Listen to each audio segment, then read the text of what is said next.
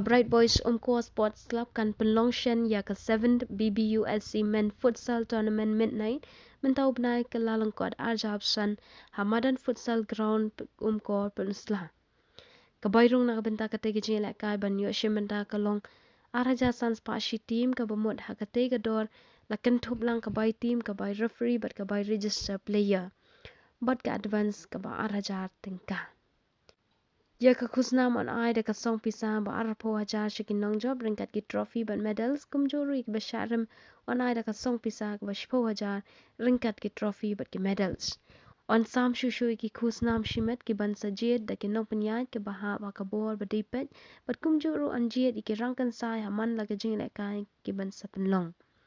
Kino ki team ki bakwa ban register ki la ban penrung kerteng kat hadu ke khat pratari Januari arajar san. Nakabenta ki jing te bakamnya pila ban phone ha ki take number ha ka screen pat ke description.